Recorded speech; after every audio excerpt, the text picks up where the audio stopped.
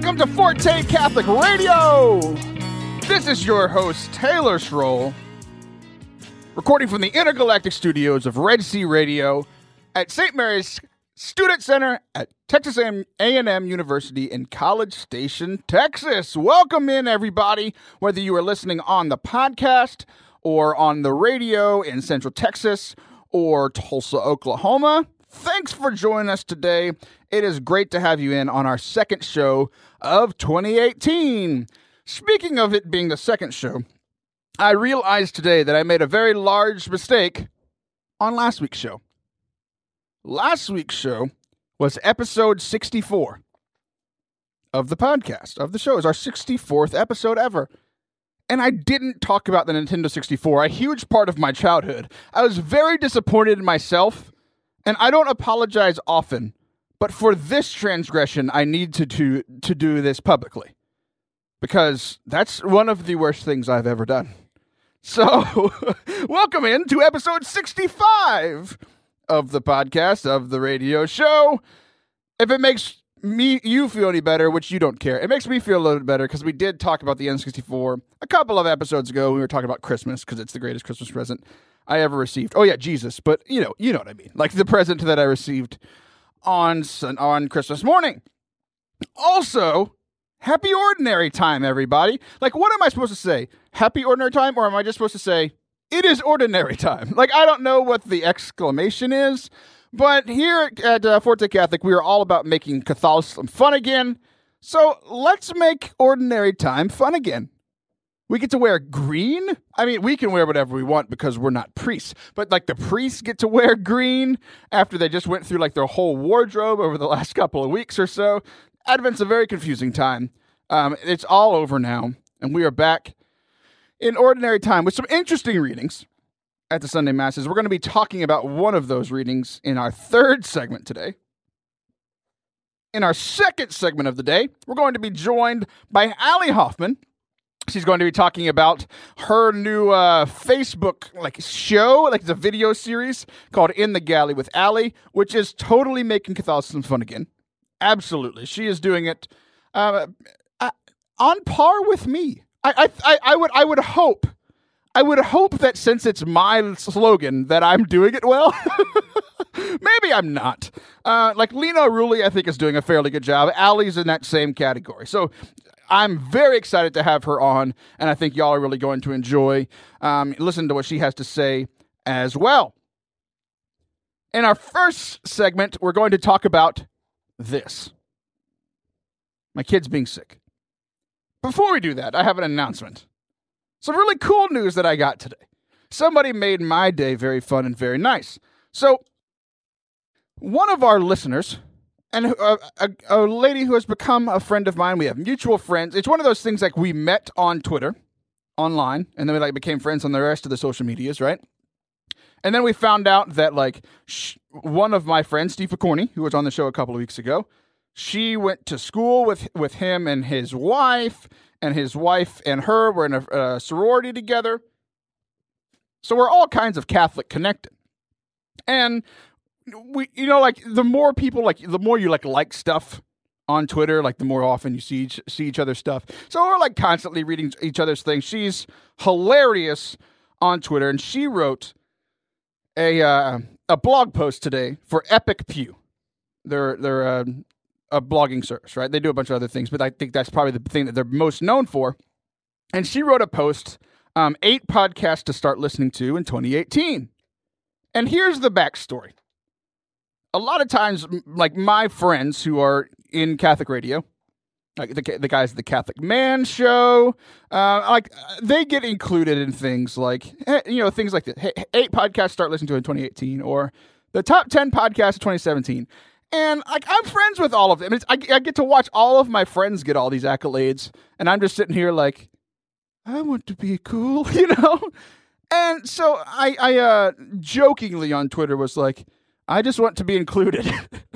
And someone with the actual power to do so did. Teresa is a guest blogger at Epic Pew.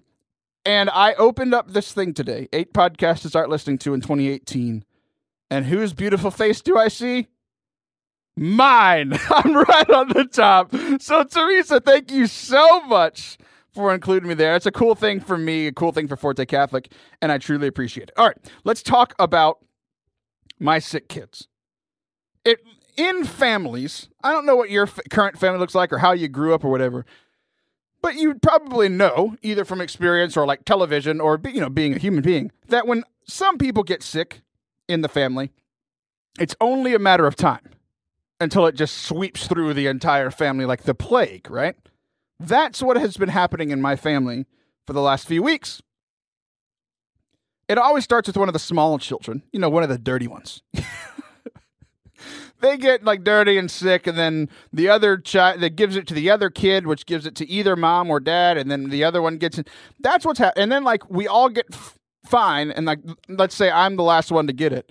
Then somehow I pass that on to the child that started it, and it's a never-ending cycle. So that is what has been happening. And I've been noticing a couple of things in this. We all know how much I just love suffering.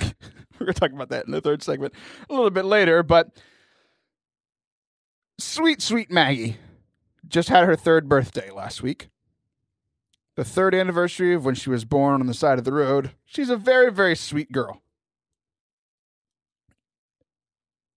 She is, when it comes to sickness, she is the best in our family at being sick. She's the one that gets like super cuddly when she's sick, like, and very nice. Like she wants to come and like lay on my chest. Like that's Maggie, right? Very sweet Maggie. But she also gets like, it's easier for her to get sad. It's this odd thing, right? Where 90% of the time she's super sweet. And 10% of the time she's very sad. Which like normal Maggie is like 80% of the time happy, 10% of the time a demon, and 10% of the time scared. So we get rid of the demon, she gets more happy. But there's still these scared moments, right? So how it had to happen, just because we've had so many different sleeping arrangements throughout this whole sickness thing.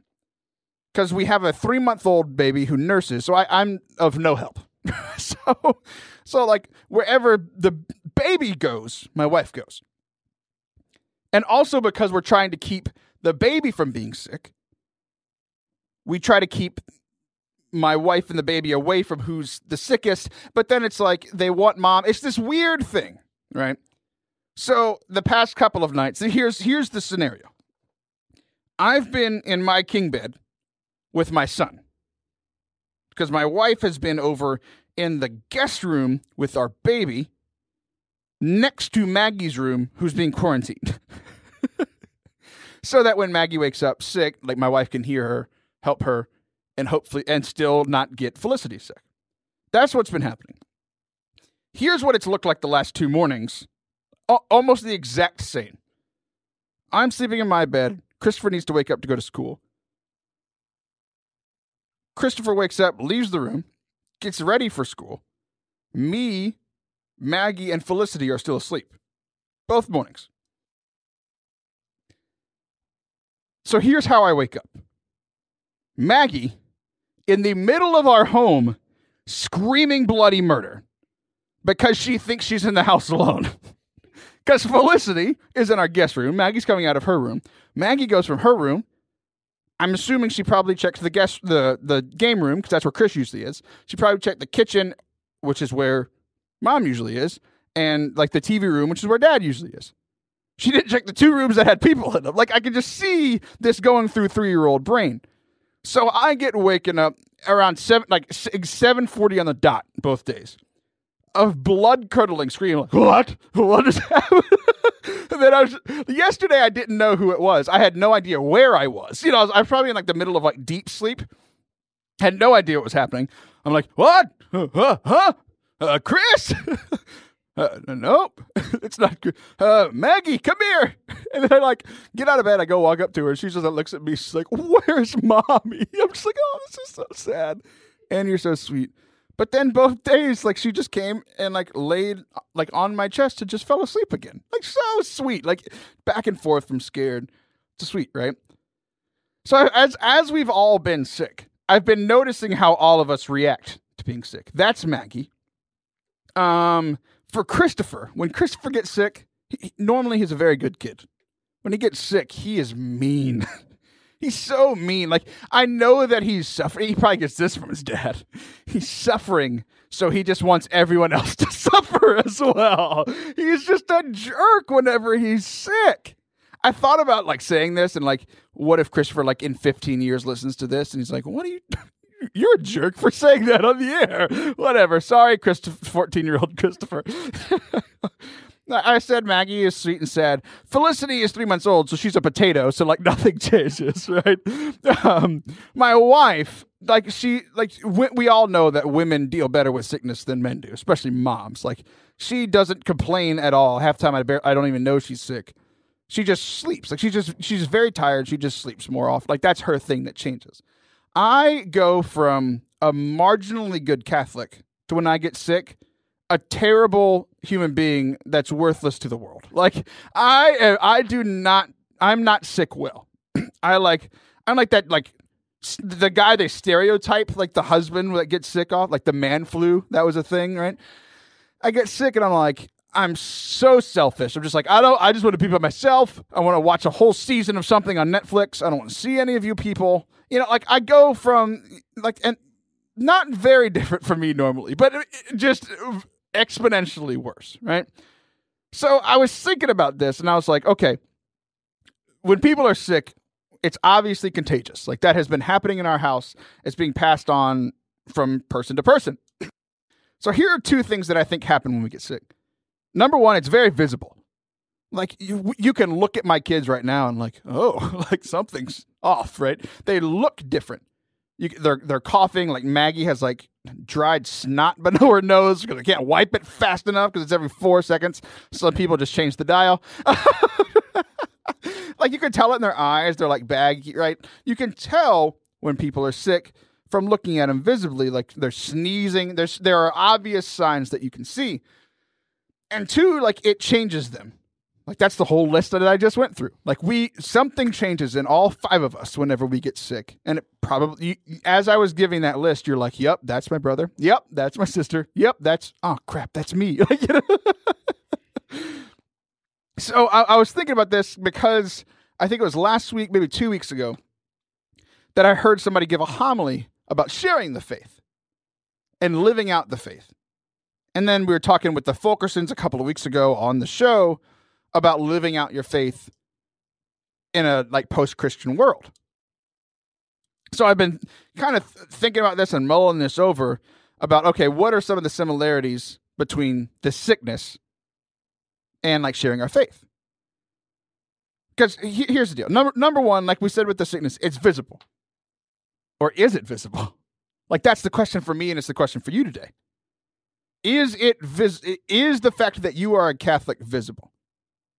And you might think, like, oh, like, are you wearing a T-shirt? Are you wearing a scapular? Are you wearing a cross around your neck? These are good things, and those are, but that's not it. So it's our actions as well. The scripture, they'll know we are Christians by our love. Like, do people look at you and see that you are a person that is loving the people around you? Because it's really hard to see somebody's love for God. Like, every now and then you can see somebody in deep prayer or, like, really meditating on something in the Mass, but that's really hard to see. It's like the only way that we can, not the only way, but the largest way that we can see people's love for God is by loving their neighbor. We're going to be talking about joy with our next guest. Like, can people see your joy of being a Christian? I think those are the two biggest marks. Like, obviously, love is the biggest one, but also how we are living our joy. And, like, that's why I'm trying to make Catholicism fun again, right? I want Catholics to be seen as a people who are loving and who are joyful. Not one or the other, but both, right? And then two, just like sickness changes you, it changes me, it changes my kids. In what ways is your faith changing you? Are you in a better mood because of your faith? Are you in a better mood whenever you go to Mass? To be, like, most of the time I am. Sometimes when I bring my sick children, I'm not. I'm in a worse mood. But, like, the goal, like, are you changing because of living out your faith? In what ways are you a better person because of your prayer, because of going to Mass, because of receiving the sacraments, because of living out the church's teaching. And then the other thing, like being sick, we change our habits. That's the one thing I forgot to talk about. It changes what we do. It changes how we eat. Like, you won't have that glass of alcohol when you're sick. You'll take some medicine. You'll probably eat a little bit healthier. Like, you change your habits when you get sick. Like, are your habits changing, or have they changed from when you started living out your faith? I was asked a question. I can't remember who it is, so sorry that I can't attribute it to you. But one of the best questions I personally ever got asked was, how does your life look different than an atheist's? Because it should, right? We should be this people of love, this people of joy, who are loving God, who are loving our neighbor, who are forgiving each other. Because we have a reason to do so. And this person that asked me this question, we looked at some of the best people who were atheists, like in their actions. People who are huge philanthropists, who had a lot of personal dignity, a lot of personal self-control, and they were atheists. It's like, how much more are we supposed to have those things? Like, we have a reason for our love. We have a reason for our joy. So we bring this up at the beginning of 2018. How are you changing your habits? We always talk about making New Year's resolutions. It's like, oh yeah, that's nice. You know, I saw Trent Horn, who I've had on the show before, on Twitter, said he's going to start his gym membership in February because then it'll be empty, right? It'll probably be a little bit cheaper. You never know. So I'm not talking about resolutions. I'm talking about looking at your faith, where you are right now, and what habits can you start to form in this 2018 to improve your faith, to improve not only your knowledge of it, but how you're living it out as well. That's my challenge for you. Whenever we come back from the break, we're going to be talking with Allie Hoffman about some great things that she's doing. She is hilarious. She may or may not be making her radio debut. We're not sure, but she's fantastic on video. So we'll see how this goes. We'll be right back.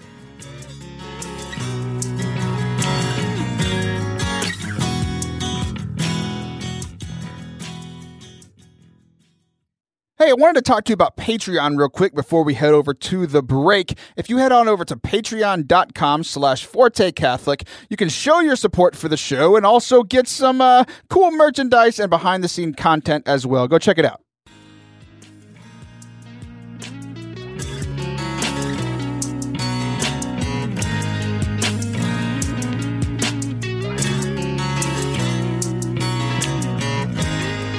Welcome back to Forte Catholic. This is your host, Taylor Schroll.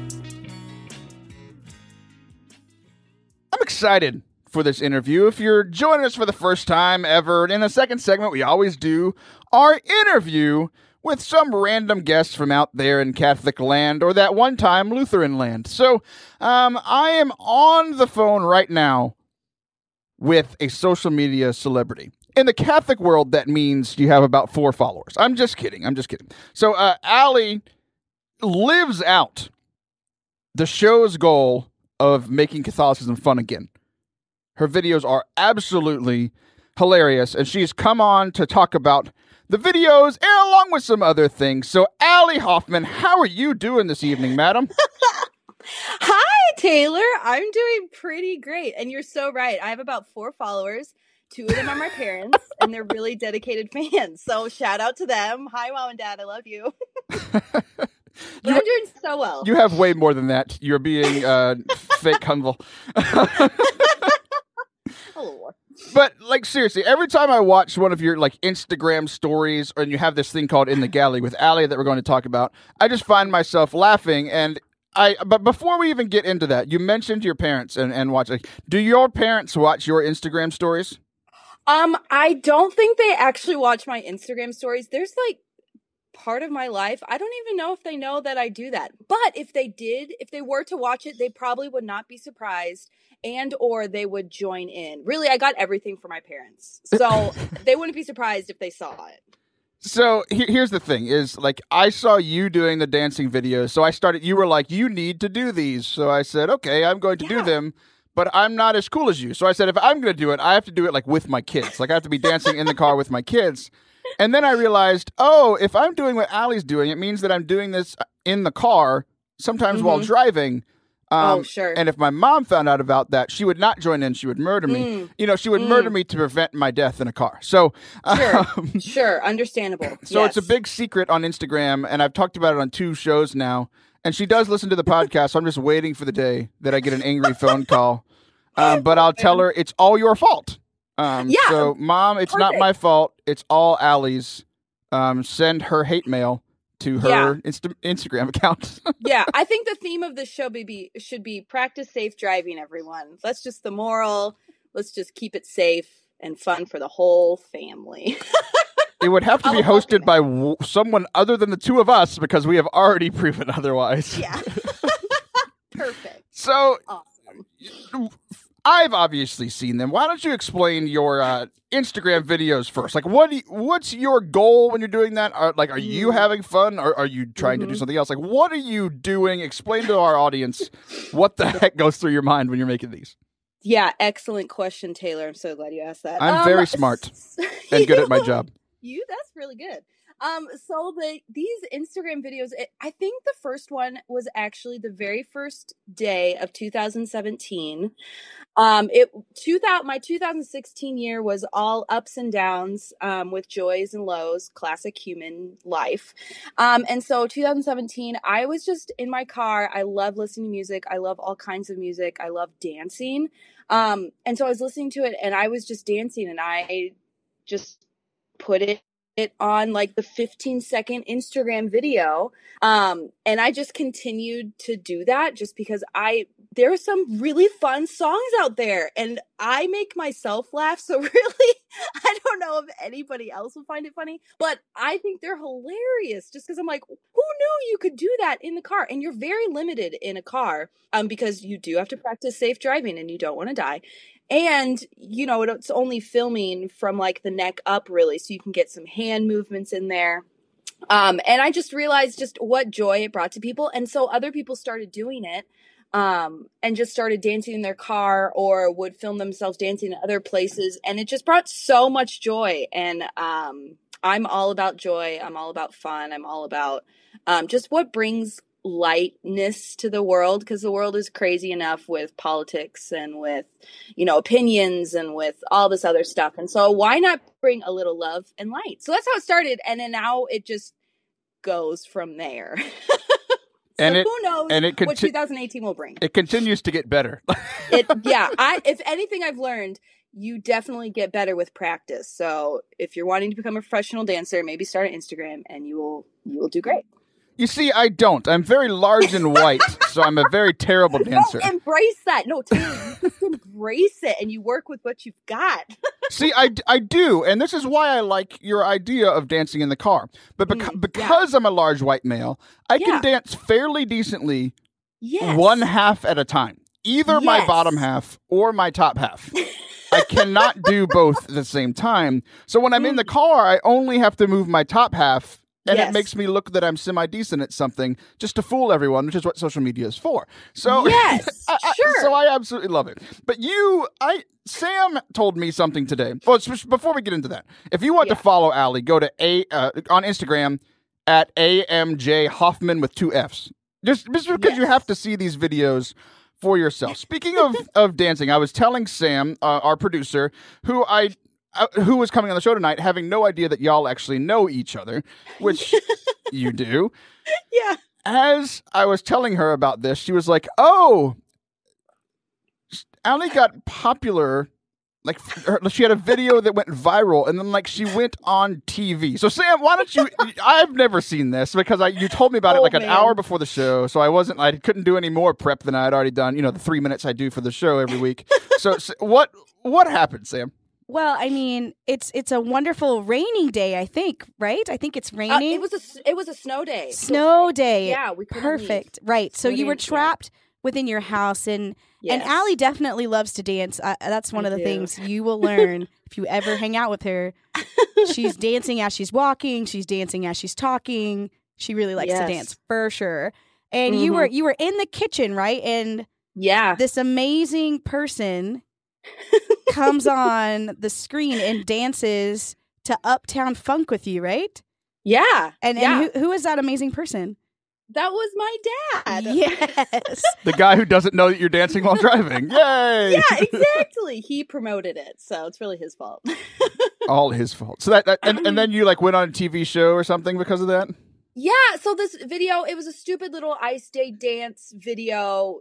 We have a lot of, long story short, we have a lot of family in Alaska, and we were like, okay, well, it's funny that we're snowed in Texas, so we'll show our Alaska family. This is how we deal with ice. And I think it was a really slow day for the internet, and so we posted it on Facebook to our friends and family, and it exploded. And then some local news stations picked it up, and then a couple months later, there was this new TV show called Dance Battle America, where they take average Americans with no dance background, aka the Hoffman family, and we brought them on. They flew us out to LA. We battled basically another family at dance battle. So we had a whole week of dance training, and we had the whole wardrobe and makeup and all that stuff.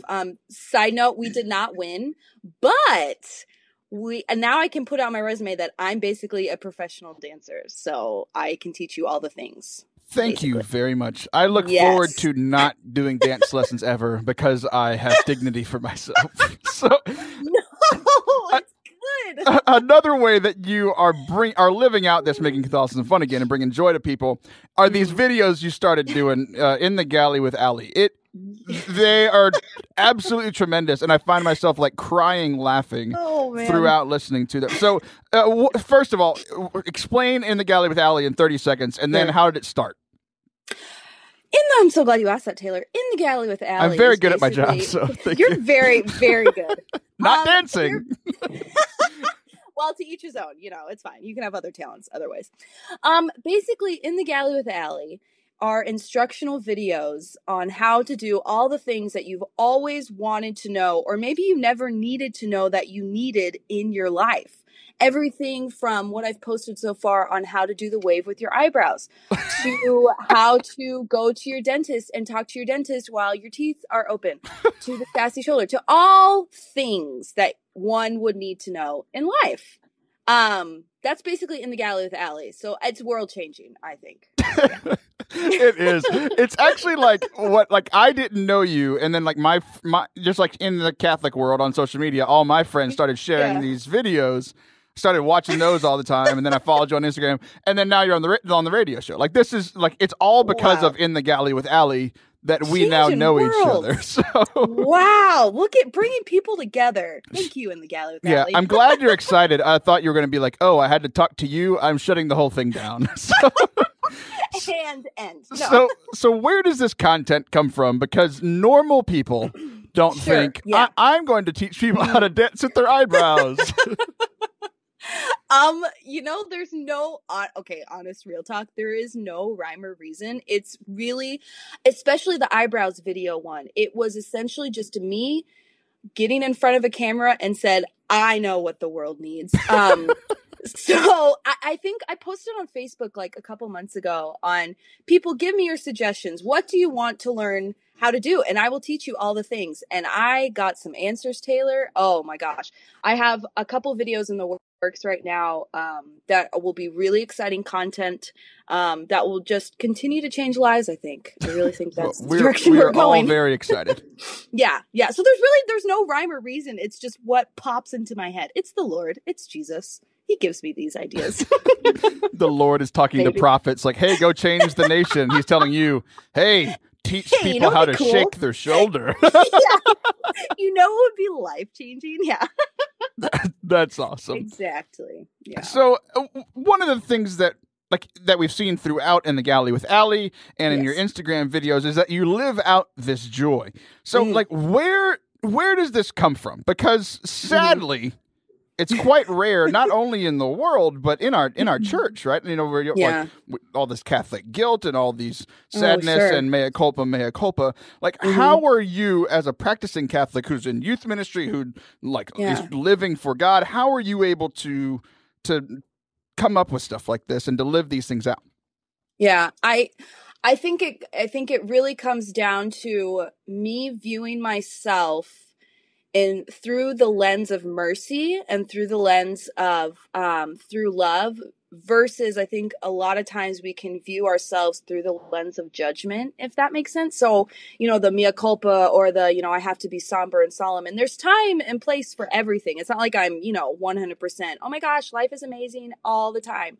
But I choose to view my life through joy, and it's a lot of choice. Really, it's choice of I choose joy versus you know, giving into anger, or I choose joy and love versus giving into some other emotion that I could choose.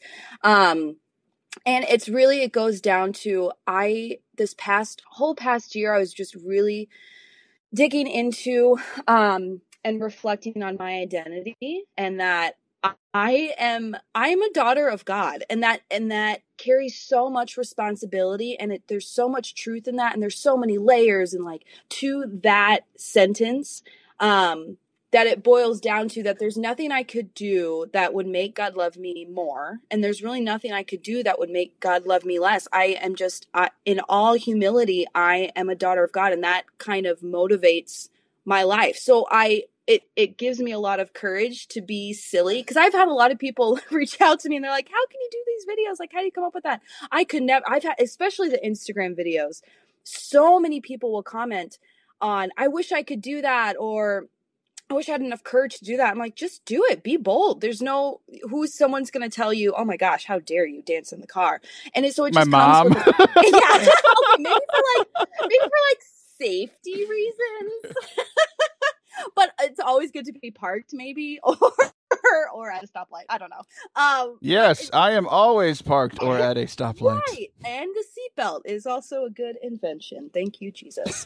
It just comes from a confidence of I choose joy, and this is not like all of a sudden there's, you know, a huge switch on, oh my gosh, I'm so joyful. This has been my entire life of choosing joy, 27 years of choosing Jesus, of choosing joy, even when I don't want to, even when I am sad or I'm angry or I just don't feel like it. I think that's really what the crux of it is that I choose Jesus, and I just love Jesus so much. And also I wouldn't want everyone in the world to think, oh, I have to look like that to love Jesus too. Like, this is me. Like, I know I'm a unique individual, and I know that I have gifts and talents to offer to the world, and I think one of them is joy, and that you don't have to take yourself so seriously. Like, again, viewing yourself through the lens of mercy and of love, and of Jesus just so in love with you.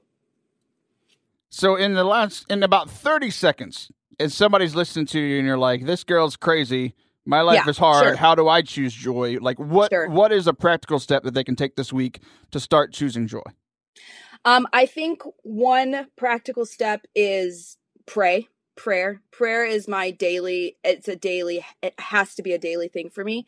So in those moments when I can't choose joy or it's really hard, I immediately go to my Father, my Heavenly Father, and I ask for the grace and the gift of joy, because it's a gift. I mean, it's not something, especially in the world, when you see how dark the world is, or like just all the crazy stuff, it can be really hard to choose joy. So I ask for the grace to choose joy, and to choose love. So I think a very practical thing is get on your knees and ask for that grace. It can be 5 minutes, it can be 30 minutes, it can be an hour, whatever it is that fits in your life.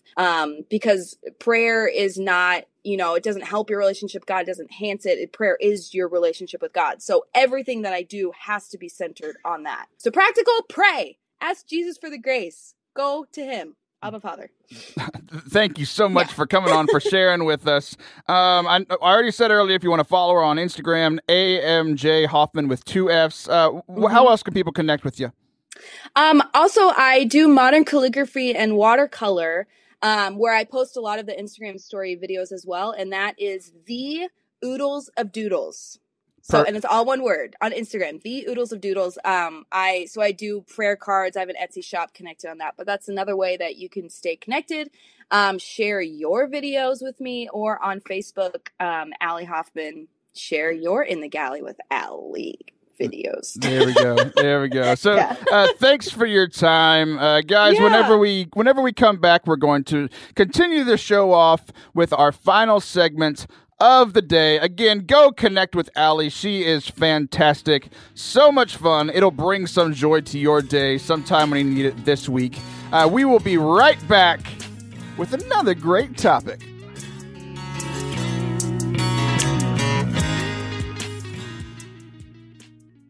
Howdy, everybody. It is Taylor. I hope you are enjoying today's show. I wanted to let you know that I'm currently booking for events for 2018 to come and speak and or lead worship for your next event. So whether you've got something going on at your parish, diocese, whatever, head on over to fortecatholic.com/booking. I hope to see you throughout the year.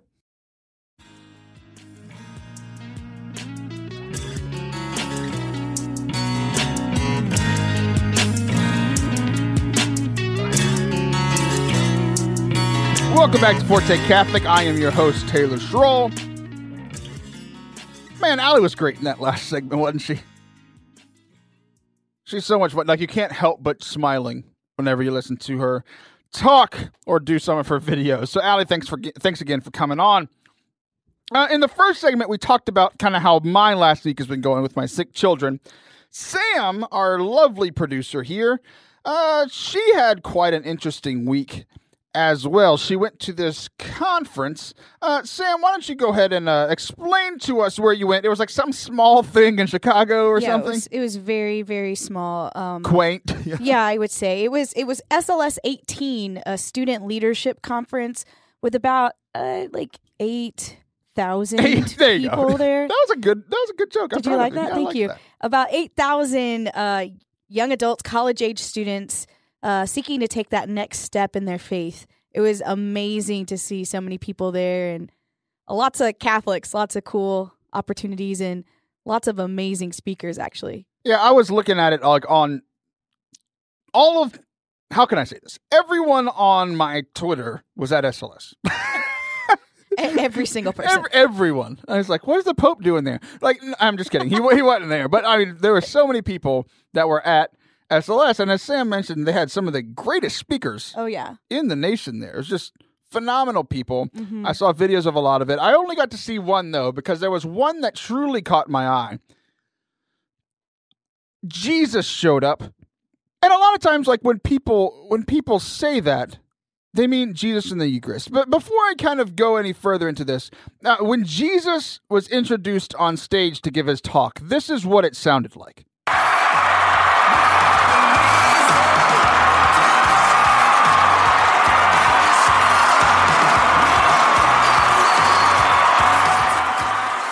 It goes on, like, you can still kind of hear it in the background. Like, it goes on absolutely forever.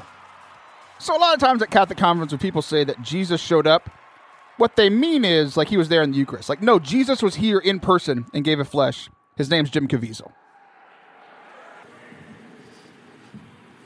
The name Saul means great one.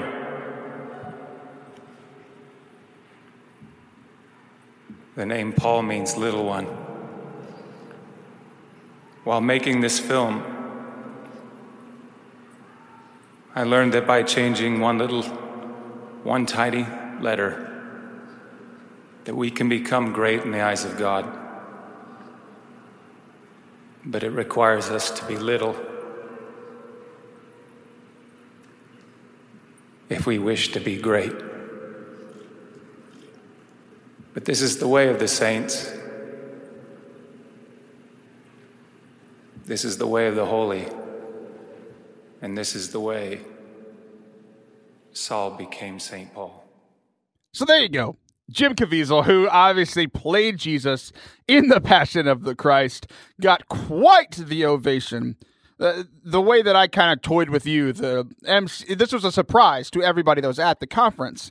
And they kind of told them, they're like, oh yeah, wouldn't it be cool if Jesus came to talk to us, and blah, blah, blah. And then he showed up. Like, no one in the crowd knew that he was coming. Sam, you were there. Like, we were at the conference, like, working the Ablaze booth, but you were there in the room for this, weren't you? Right. Yes, I was. Yeah. How crazy did you go? Like, honestly, you couldn't see because it was dark on the stage at first. You knew someone was walking back on, but I just thought it was like an MC or something like that.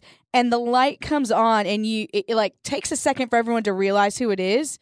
And like my mouth just like dropped, and I couldn't say anything. I was just like, Jesus. And then all of a sudden I just stood up, and we were like clapping, and I still said nothing. It was like, it's Jesus. So a lot of people ask the question, like, what would you do if Jesus walked into the room? Like, that's your that would there he is. So like, obviously you heard I think that first part of it, and like his delivery and all of it was just great, because obviously he's there talking about, he's a Catholic man in this movie called Paul, which is where he portrays Luke, right? Mm-hmm. So he's there obviously promoting the movie, but also to give this great talk. It goes on for about 15 minutes. If you want to watch the whole video, there's a bunch of people that videoed it on YouTube. Just search it there. I did want to focus in on a couple things that he said. First being the one that you heard. In the first segment, we kind of ended talking about, like, how does your faith make you different? Like, how are you a different person because of your Catholic faith? And we talked about, okay, like, what is the change that you can make now? What's the new habit you can take on for 2018? As everybody's talking about their resolutions. And I love what he says, like, these tiny changes, like this one letter from all about myself to humility. It was all one letter for Saul Paul. So what's the tiny change that you can make this year? Another thing that he says later on, as he's talking about the first movie that he was ever in, and there's he's like, his character's on trial, and the judge says something to the effect of, in the eyes of God, you will not be judged. And Jim Caviezel's character says, I don't believe in God, which is ironic because he plays Jesus in The Passion. Whatever, we're not getting into that. And then the judge says, like, it doesn't really matter if you believe in God because God believes in you. And I was like, oh, that's a cool line, right? Like, even like when we doubt, even when we struggle, even people who don't believe in God, like, God still believes in them. There's still hope for them in this life. And then one interesting thing about the Passion of the Christ, I talked about suffering in the first segment, how I'm not very good at it. Like, I'm not very good at being sick, and I'm a bad person when I am. He talks about in the film, when he's carrying the cross, like when they're filming him carrying the cross, he's holding on to it, and somebody tugs the cross the other way, and it separates his shoulder. And he falls into the sand, and he's just like grimacing in pain. That scene made it into the movie. It's one of the times that Jesus falls in the movie, right? And he talks about how, like, I couldn't have acted that. How it was, he says, like, quote, the suffering made my performance just as it makes our lives. They didn't break for 3 weeks to help him heal his shoulder. Like, he wanted to continue pushing through it. And there's tons of stories of other things that happened to him while he was on set for the movie. But that's just so interesting because he's a man whose initials are JC. He got called to be in the movie when he was 33 years old. And Jesus, who may have had his shoulder separated to go on the cross. Like, Jim Caviezel's shoulder was separated as well. So this is just kind of three random things that I hope at least one of them sits with you. For the rest of our show, we haven't done a Mass Text segment in quite some time. So in Mass Text, we look at either like last week's reading or the daily reading or next week's reading. And what we're going to be doing is, now that we're in ordinary time, there's not as much rhyme or reason, at least seemingly, to what happens or what reading is picked. But, they always tend to connect with one another, the Old Testament reading, the New Testament reading, the Gospel. And so, like, I'm in a Bible study. We talked about the gospel, and I went back today and looked at the Old Testament reading. I was like, oh, we've got a segment in this. This is going to be good. So here we go. Our mass text segment, first one in a while.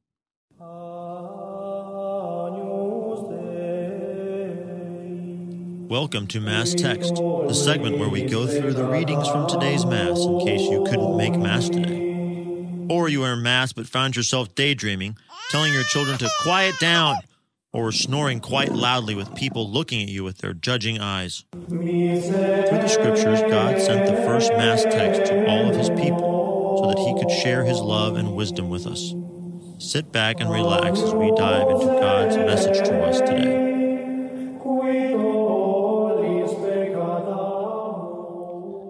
Yeah, I didn't listen to the open before we did this. We haven't done it in so long that the last time we did it, the show was live, so we looked at Tuesday's readings. We might need to change that, but oh well. Here's what we're doing. And I'm going to call this mass text, quote unquote, the rest of the story. You know how, like, in the news, they would always say, now here's the rest of the story. And, like, somebody, investigative journalist, would go and find something that none of us knew and, like, uncover something, right? That's what this is going to be called. And you'll understand why in just a little while. Here's the gospel for this coming Sunday from 1 Samuel chapter 3. Samuel was sleeping in the temple of the Lord where the ark was. The Lord called to Samuel, who answered, "Here I am." Samuel ran to Eli and said, "Here I am, you called me?" "I did not call you," Eli said. "Go back to sleep." So he went back to sleep. Again, the Lord said to Samuel, Again, the Lord called Samuel, who rose and went to Eli. "Here I am," he said, "you called me." But Eli answered, "I did not call you, my son. Go back to sleep." At that time, Samuel was not familiar with the Lord, because the Lord had not revealed anything to him as of yet. The Lord called Samuel again for the third time. Getting up and going to Eli, he said, "Here I am, you called me." Then Eli understood that the Lord was calling the youth. So he said to Samuel, "Go to sleep, and if you are called, reply, 'Speak, Lord, for your servant is listening.'" When Samuel went to sleep in his place, the Lord came and revealed his presence, calling out as before, "Samuel, Samuel." Samuel answered, "Speak, for your servant is listening." Samuel grew up, and the Lord was with him, not permitting any word of his to be without effect. The word of the Lord. And the church said, "Thanks be to God." And most people sitting in Mass this Sunday will be like, "Oh, that's a nice story." Like, a lot of you have probably heard that story before, where it's very nice. Like, he's hearing the word of the Lord. God's calling him. We're supposed to respond, "Speak, Lord, your servant is listening." Like, to be attentive, to hear what God has to say to us, right? That's essentially every homily I've ever heard on this. And I finally found out today why. Because I always seem to find funny things or interesting things in the Scriptures that a lot of other people may or may not see. The first thing that I noticed was, and I want to hear from you. I'm going to post on social media and ask you guys and see what the rest of the audience thinks. Think about God's reaction to Samuel being confused. So one of two things is happening. Either God is playing hide and seek and, like, laugh. I can just see God, like, here's how I kind of see it. Like, God, like, "Samuel." And then he goes to Eli and God's like, like, chuckling to himself, like, "Silly boy." You know? And then he goes again. Because I know Eli's response, like, "Shut up and go to bed." Like, that's essentially, that's probably what he said. The translation may be a little off here. But God's reaction is either he's, like, laughing and toying with Samuel, or he's super frustrated. "I'm over here. This old man who's asleep isn't calling you." So I'll ask you guys and think if you think it's as funny as I am, or as I do. It's definitely funnier than I am. Number two, the thing that bothers me. Where's the punchline? Where's the answer? We've been asking this whole reading, the whole goal, like, everything's been building up to God speaking to Samuel. And Samuel answered, "Speak, Lord, for your servant is listening." Samuel grew up, and the Lord was with him, not permitting any word of his to be without effect. The word of the Lord. I'm like, wait, what? So then I go back and look and I see, okay, this is 1 Samuel chapter 3, verses 3b through 10. The church is weird. 3b through 10, comma, 19. So we skipped 11 through 18, where God actually talks to Samuel. What are you thinking, church? Like, you're better than this. Okay, so here's the deal. It's a cliffhanger that has no answer. And then I was like, okay, maybe the church was like, we read this reading at a daily mass last week, or we're going to read it next week, or it's going to be next Sunday's gospel. Nope. Or next Sunday's Old Testament. That's not the case. So here, exclusively on the Forte Catholic Show, you get 1 Samuel chapter 3, verses 11 through 18. I learned way much more through this than the original story. Here's what the Lord said to Samuel. I am about to do something in Israel that will make the ears of everyone who hears it ring. On that day, I will carry out against Eli everything I've said about his house, beginning to end. I announced to him that I am condemning his house once and for all because of this crime. Though he knew his sons were blaspheming God, he did not reprove them. Therefore, I swear to Eli's house, no sacrifice or offering will ever expiate its crime. Samuel then slept until morning. Okay. I'm going to go to bed now. Samuel slept till morning. When he got up early and opened the doors of the temple of the Lord, he was afraid to tell Eli the vision. I would be too. But Eli called him, Samuel, my son. He replied, here I am. He learned from last night. Then Eli asked, what did he say to you? Hide nothing from me. May God do thus to you and more if you hide from me a single thing that he told you. So Samuel told him everything and held nothing back. Eli answered, it is the Lord. Oh my gosh. What is pleasing in the Lord's sight, the Lord will do. So like Eli, I had to go back and I was like, what is happening? Right? So I go back to the previous chapter. Eli's sons were terrible people. Eli's like he's the leader of God's people. Knows that his sons are blaspheming God, does nothing about it. So God's like, all right, I'm going to curse your house. Very, very interesting. It's this whole thing when you can't get into all of it. A couple of things that I take away from this story. The whole story. The rest of the story. The importance of mentorship. We've had people on before, and we're going to have Everett Fritz on here in the next couple months talking about mentorship and discipleship. And we see here an actual apprenticeship. Like Samuel was in Eli's house to learn how to be the leader, learn how to be a priest, right? Learn how to be a judge. Here's the deal. Now we know from the rest of the story, Eli's not a perfect person by any means. God's mad at him, and he's preparing Samuel to take his place. You and I don't need to be perfect or anywhere close to it to help people. Eli ended up leading the country to ruin, but in helping Samuel, he was able to bring the whole country back to repentance. And here's what the church got right. The psalm this week is, here I am, Lord, I come to do your will, which would mean even more if we heard that whole reading, because it'd be like, oh my gosh, I don't want to happen to me what happened to Eli. So here I am, Lord, I come to do your will. I hope that is something that you guys consider doing this week, the will of the Lord, so that your family doesn't come to ruin because of you. This is Forte Catholic. I'm Taylor Schroll. Thanks for listening. We'll be back next week with Father Augustine Wetta. See ya!